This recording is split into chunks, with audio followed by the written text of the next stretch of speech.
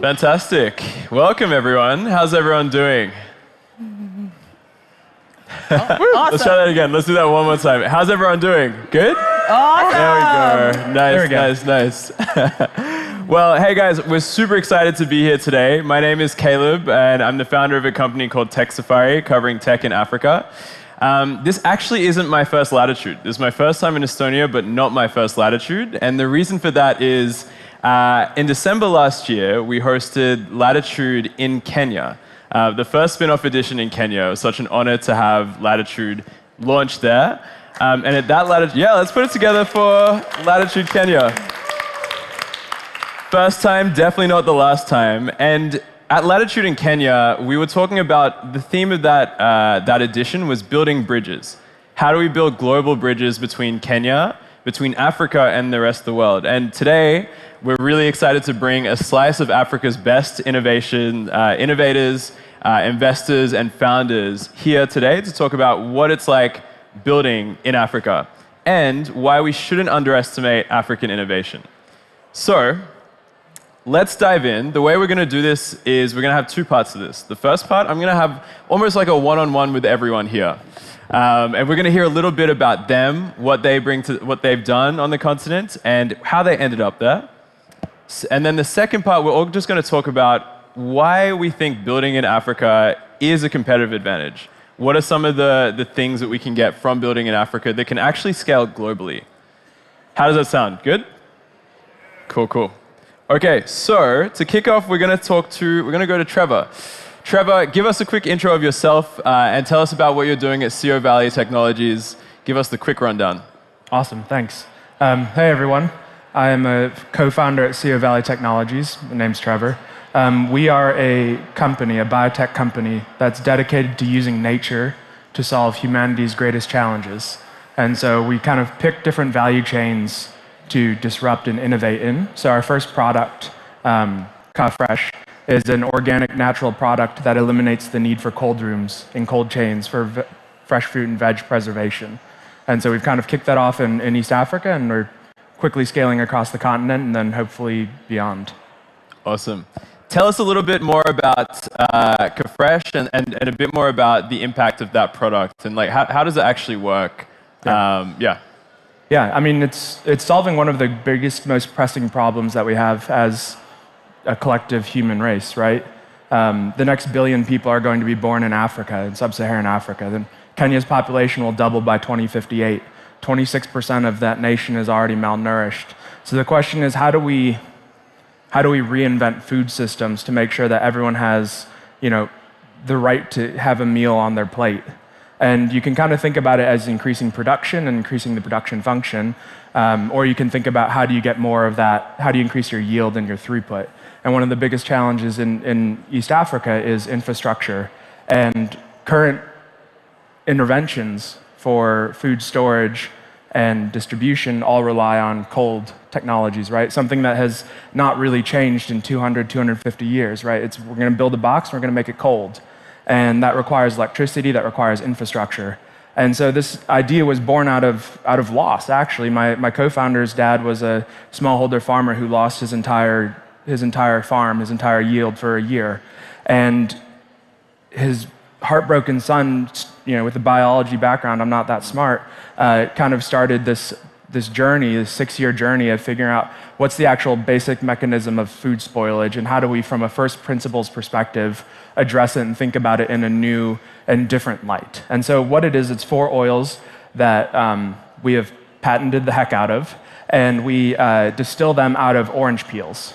So it's all from nature, it's all edible, it's organic, and you spray it on the outside of the produce, and it just creates a very, very thin barrier that slows the respiration of the fruit, which slows the ripening.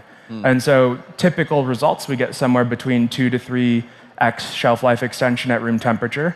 On kind of the far end of the normal distribution curve, we've even been able to keep tomatoes fresh for 180 days in a hot lab in Kampala. And so for current impacts, we're able to increase smallholder farmer yields and incomes and outcomes.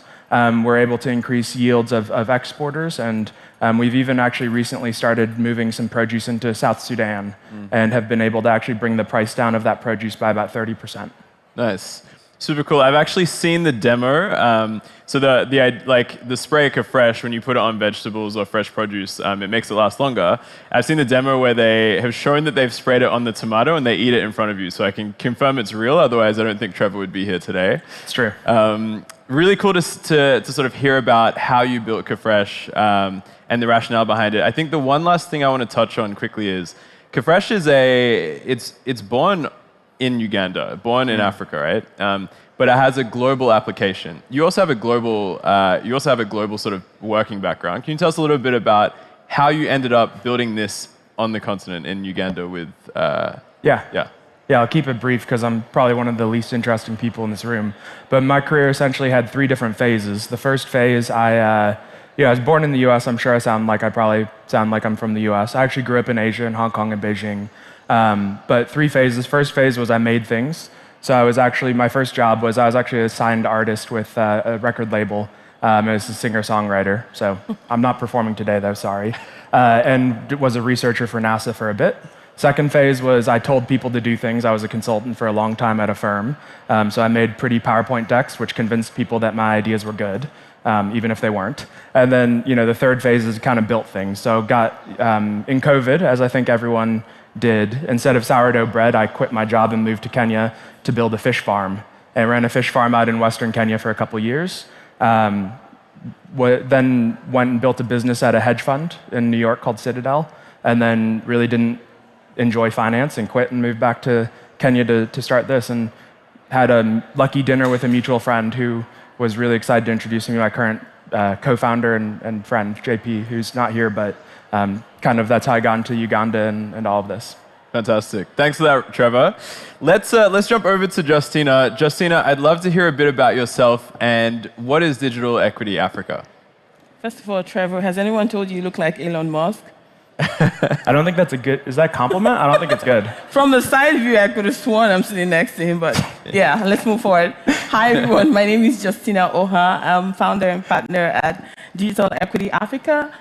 Basically, my organization supports the tech ecosystem across different spectrums. So if you think about the entire ecosystem and the different blockers that it experiences in thriving, right, we tend to work with both the private and the public sector to develop solutions and execute. So I'll give you an example.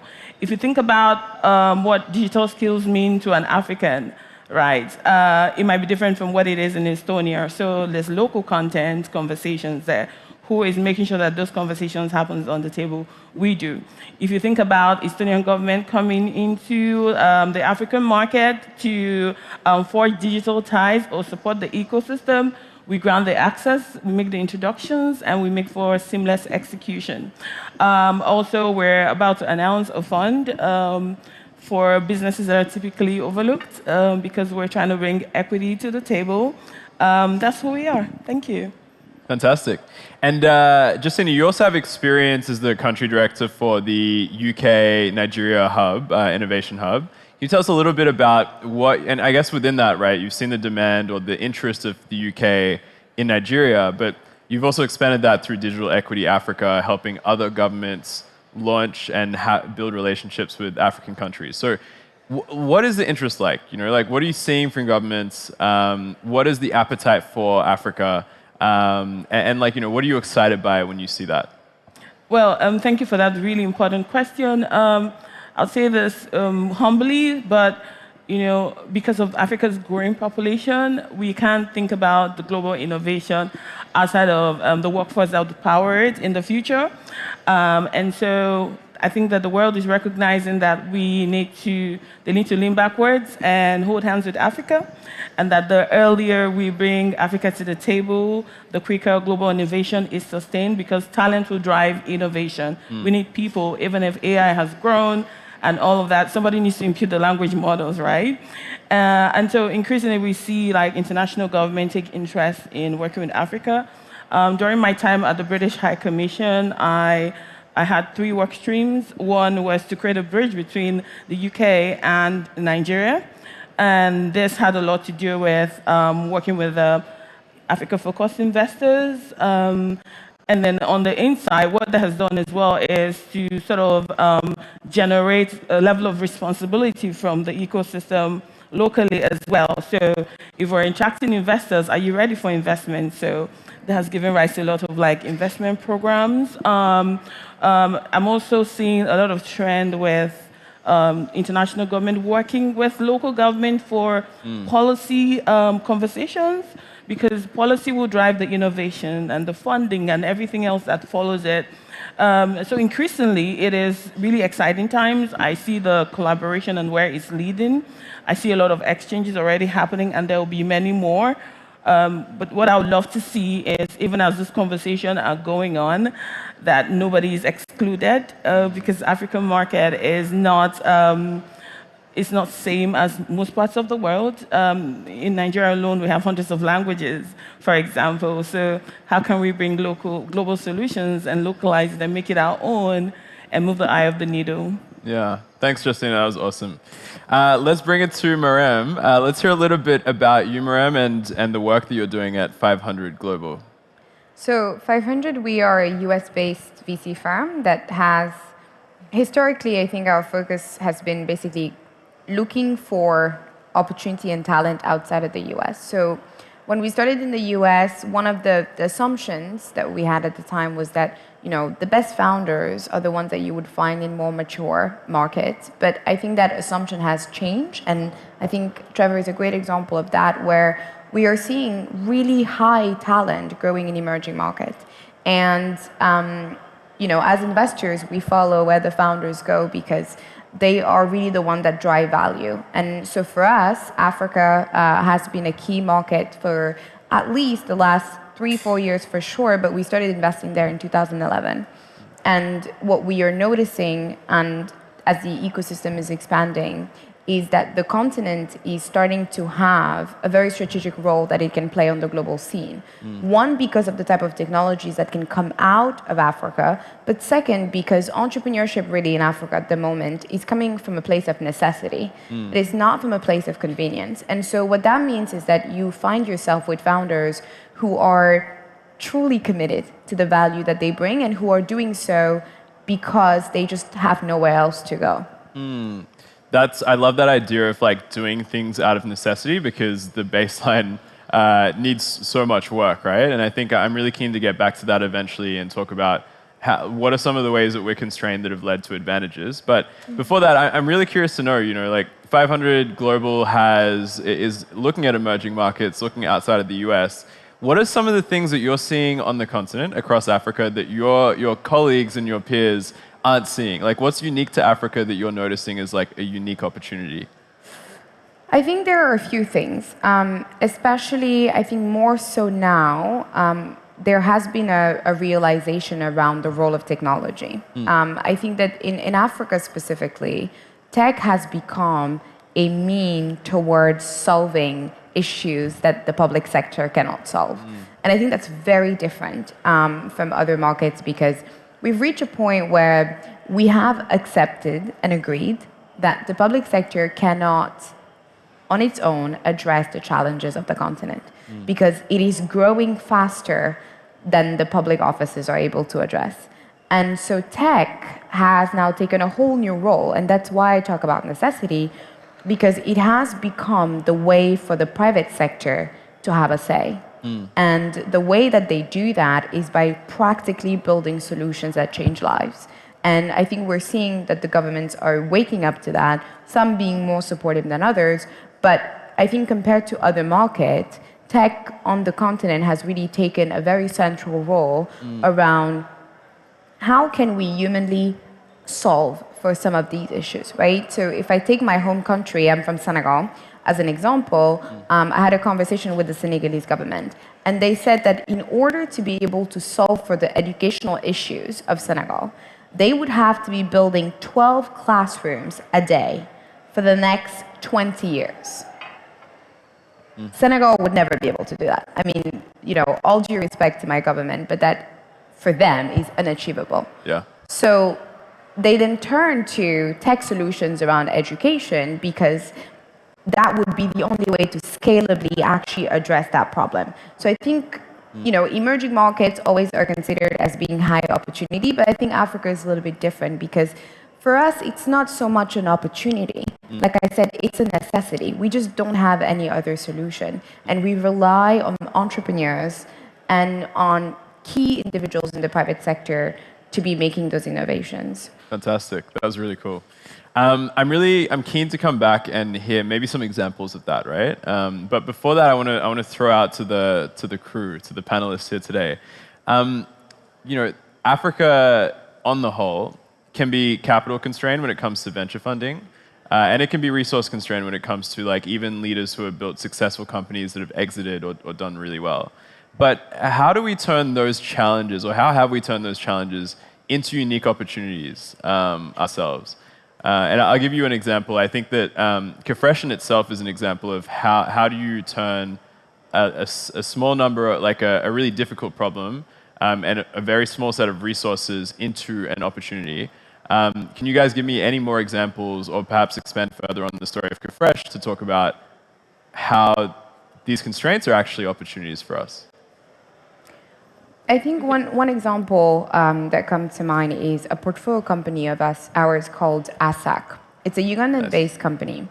And when they started, and that's also for me, they are a quite good example of the founder journey of an African company, because they started as a play specifically focusing on creating a marketplace for boda drivers. So basically the gig economy around drivers. And basically, as they built out their solution, they turned into a fintech, an asset financing for drivers. And that type of pivot comes as a result of just realizing that the initial solution they had does not address the problem. And that's why I think it's very different in terms of the journey that African founders have, because as they try to solve for one thing, more issues start coming up on the chain. And so they actually have to start going lower in terms of the infrastructure. And that also influences what we start looking for as investors now in the market. We want to see founders who are building that first infrastructure layer, because it doesn't exist today. So even if you're trying to finance the top, what ends up happening is that they need to actually build the rails that gets them to creating that demand in the market. That's really interesting. And I think you're right in this idea of almost demand creation. You have to build infrastructure to actually deliver your service sometimes.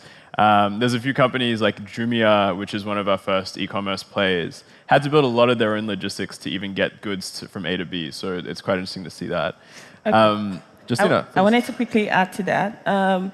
I used to work in a company called Decagon, where I was VP for partnerships. Basically, Decagon trains software engineer and is a great example of how you can convert the use of human capital. I am Nigerian, and there is a reputation around things like internet fraud associated with young people in my country.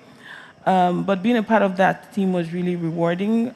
We saw thousands of young people who were interested in learning digital skills come join the program, get financing.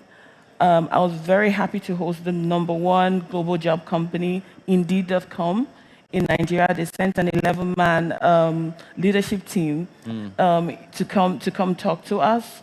And today, thousands of engineers are being placed in the global workforce, powering engineering teams. That is a key area that we also service at Digital Equity Africa.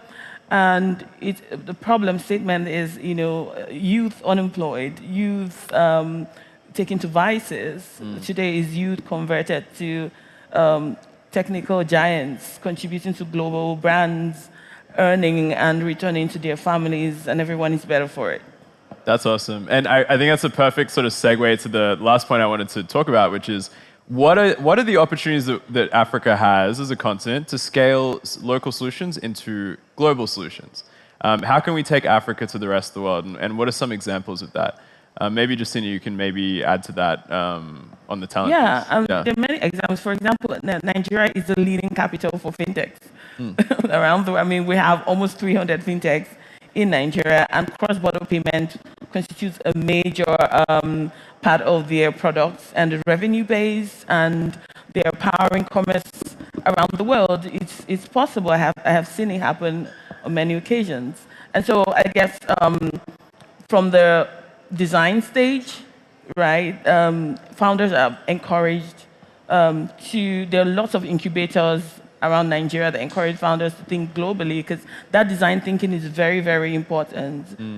Thinking about the future of your product beyond the current market, or at least having an expression that sort of serves the global market. I see that happening really increasingly, and it's exciting. That's awesome. So good. Trevor, do you want to add to that? Yeah, I think one of the things I loved that you guys pointed out, right, was the necessity of innovation, especially for infrastructure. I think some of the constraints that you mentioned earlier, Caleb, I think if you layer the constraints with the necessity, I think what you actually get is creativity and like you think a different way. And because a lot of these systems for countries across Africa don't exist yet, there's not a consumer education journey of like you have to move them from credit cards to Venmo to, if you think about M-Pesa in Kenya, it's a digital payment solution.